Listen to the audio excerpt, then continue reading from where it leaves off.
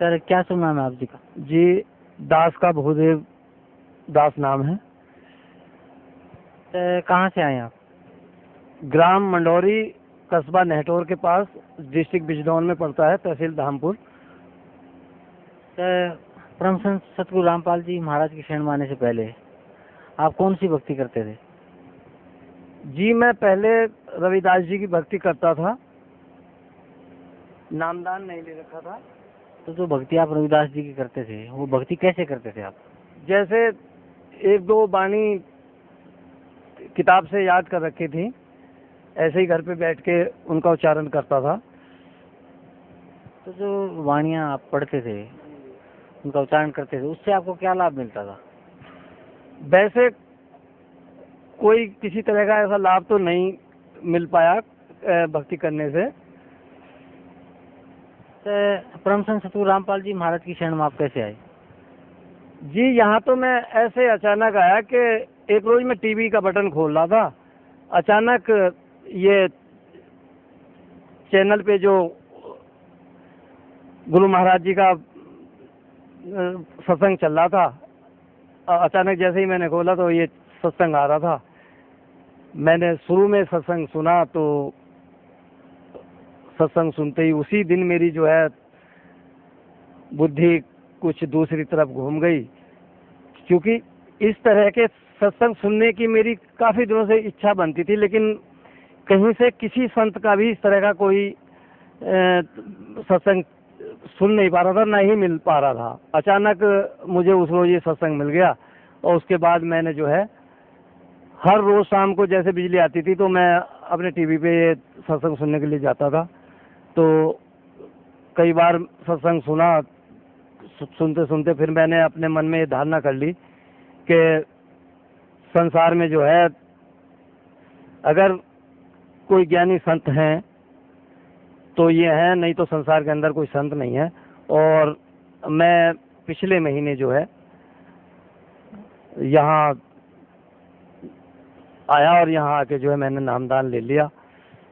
Sir परम संत सतगुरु रामपाल जी महाराज से नाम उपदेश लेने के बाद आपको क्या लाभ मिला?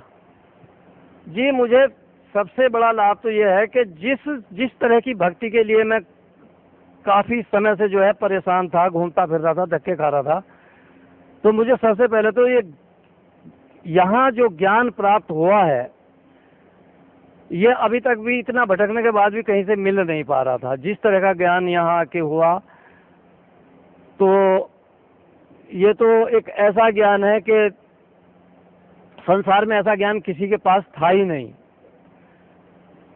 और जगह भी मैंने जाने की प्रेरणा भी की और ये भी कोशिश की कि मैं कहीं से सत्संग भी ले लूं, लेकिन मुझे कहीं से भी जो है जच नहीं पाया कि कहीं पे ऐसी चीज़ें हैं जिस तरह की जो है इन सदगुरु महाराज जी के ज्ञान से प्राप्त हुई।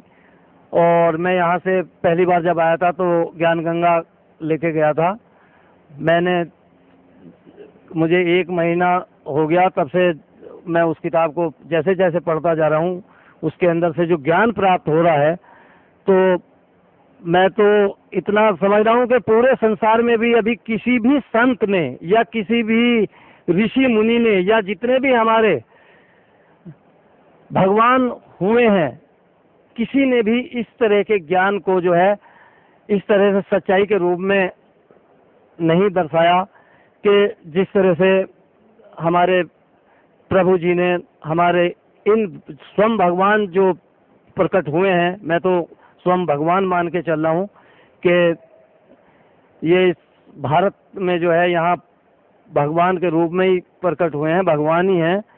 नहीं तो ऐसा ज्ञान एक साधारण मनुष्य या ऋषि मुनि ने आज तक नहीं दे पाया और ना ही संभावना थी कि कोई इस तरह का ज्ञान यहाँ प्रदान कर देगा। सर भक्त समाज को क्या संदेश देना चाहते हैं आप?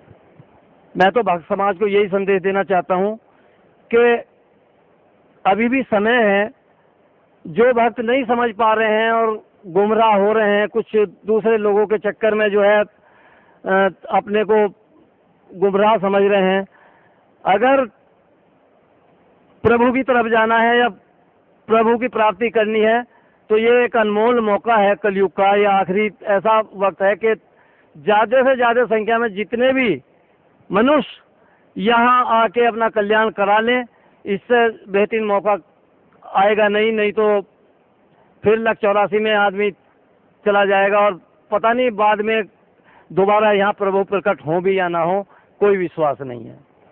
भगत समाज से मेरी प्रार्थना है कि सतलोक आश्रम बरवाला में आए और संत शिरोमणि रामपाल जी महाराज से नामदान प्राप्त करें और अपना कल्याण कराएं। धन्यवाद आपका, बहुत बहुत धन्यवाद।